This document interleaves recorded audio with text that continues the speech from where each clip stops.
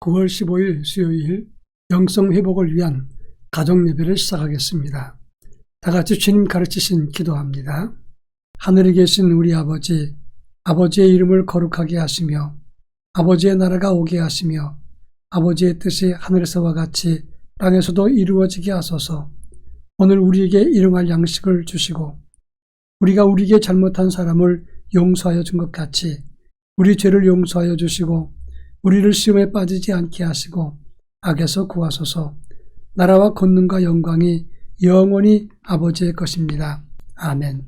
찬송가 212장 겸손히 주를 섬길 때 찬송가 212장을 부릅니다.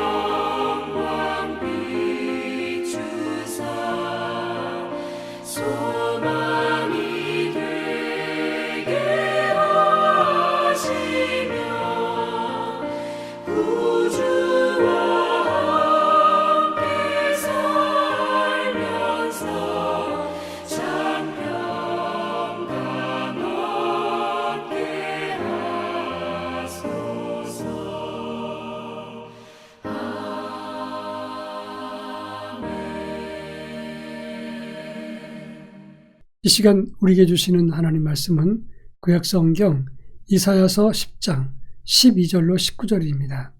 이사야서 10장 12절로 19절 말씀을 한 절씩 교독하겠습니다. 제가 전체를 읽겠습니다.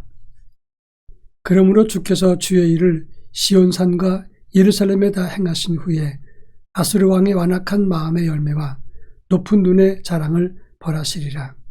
그의 말에 나는 내 손의 힘과 내 지혜로 이 일을 행하였나니 나는 총명한 자라 열국의 경계선을 걷어치웠고 그들의 재물을 약탈하였으며 또 용감한 자처럼 위에 거주하는 자들을 낮추었으며 내 손으로 열국의 재물을 얻은 것은 새의 보금자리를 얻음 같고 온 세계를 얻은 것은 내버린 알을 주움 같았으나 날개를 치거나 입을 벌리거나 지저귀는 것이 하나도 없었다 하는도다.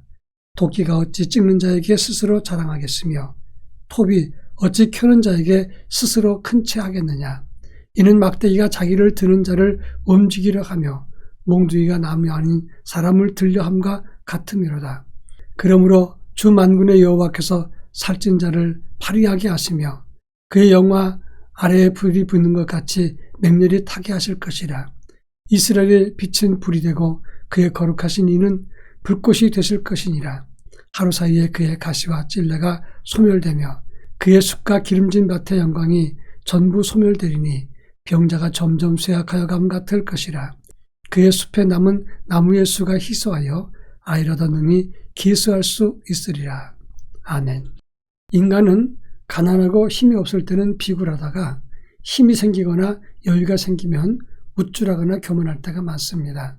그러나 단순하게 우쭐하고 끝나는 것이 아니라 마치 하나님을 향해서 도발하듯이 그렇게 자기가 전능자가 된 것처럼 행동할 때 하나님이 그것을 싫어하시고 그를 진노하시고 심판하신다고 하는 것입니다. 오늘 우리가 읽은 이사야 10장의 말씀은 북왕국 이스라엘을 멸망시킨 아수르에 대한 하나님의 심판을 말하고 있습니다. 그들은 이스라엘을 심판하고 징계하는 하나님의 도구였습니다. 그런데 그들이 주변 여러 나라들을 정복하고 이스라엘을 멸망시키고 나니 우쭐한 마음이 들었습니다. 그리고 하나님이 허락한 한계를 넘어서 정복욕과 그리고 제국주의 야심의 눈이 어두워서 모든 나라들을 닥치는 대로 파괴하고 수탈을 했다고 하는 것입니다.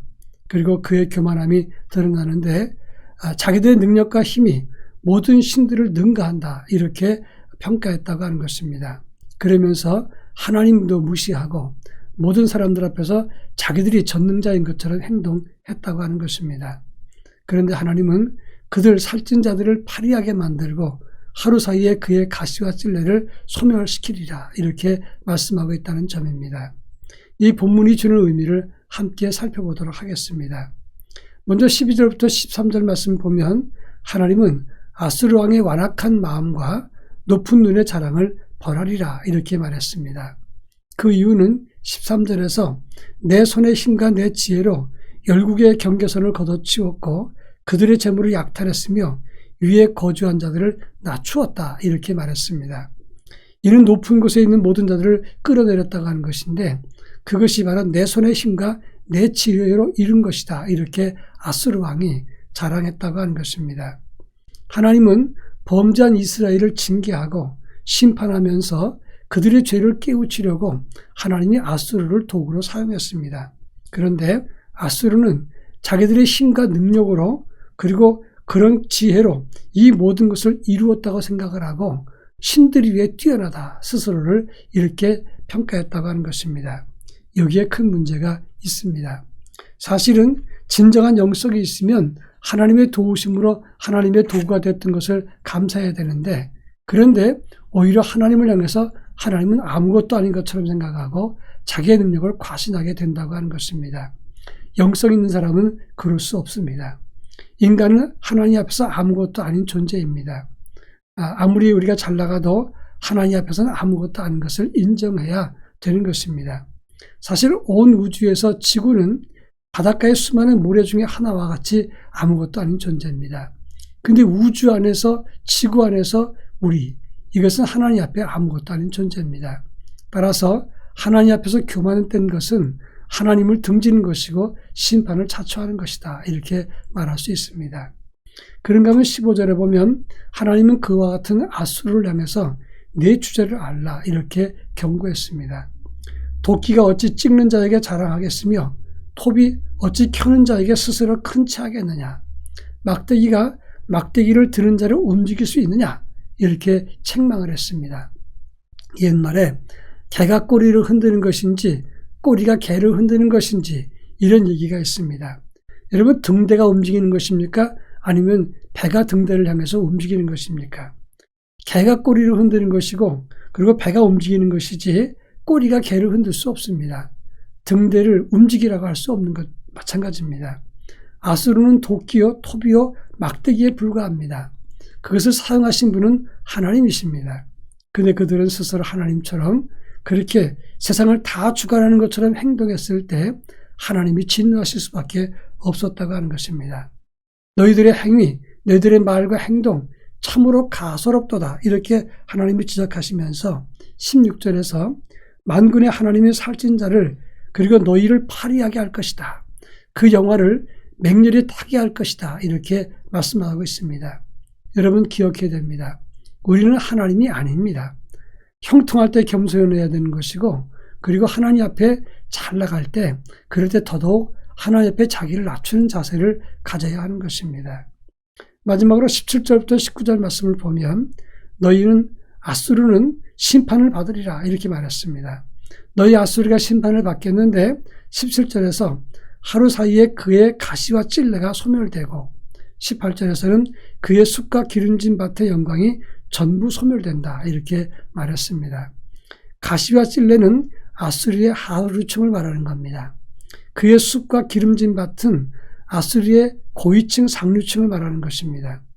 너희의 고위층이든 하류층이든 이 모두 전부를 다 소멸시키겠다, 이렇게 말씀하고 있습니다. 하나도 남지 않고 다 없애겠다, 이런 말씀인데 19절에서 그들이 다 망해서 숲에 남은 나무가 희소해서 아이들이라도 그 나무의 숫자를 셀 수 있는 것처럼 그만큼 남은 것이 별로 없게 만들겠다, 이렇게 말씀하고 있는 겁니다. 우리는 형통할 때 겸손하고 시련할 때 기도해야 됩니다. 그리고 하나님 앞에서는 언제나 자신을 살피는 겸손한 영성을 가지는 것, 이것이 참된 믿음의 영성이라고 말할 수 있을 것입니다. 이 같은 믿음의 사람이 되기를 바랍니다. 다 같이 기도하겠습니다. 하나님 앞에 겸손하게 하옵소서. 그리고 형통할 때 감사하고 어려울 때 기도하게 하옵소서. 기도하겠습니다. 기도합니다.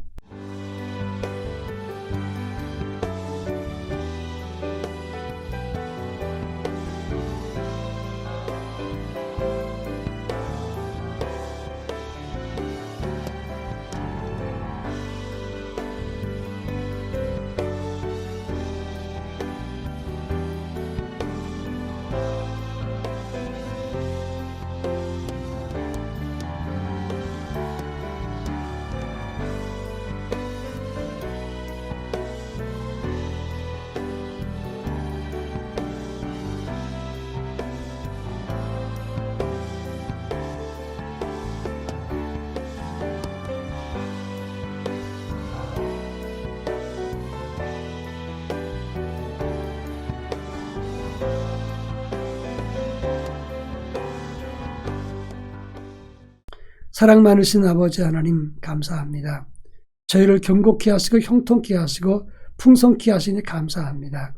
잘 될 때, 그리고 형통할 때 겸손한 영성과 믿음을 가질 수 있도록 은혜를 더하여 주옵소서. 형통할 때는 겸손하게 하시고 어려울 땐 기도하게 하시고 하나님 앞에 늘 항상 자신을 살피는 믿음의 사람이 될 수 있도록 은혜를 덧입혀 주옵소서. 예수님의 이름으로 기도합니다. 아멘.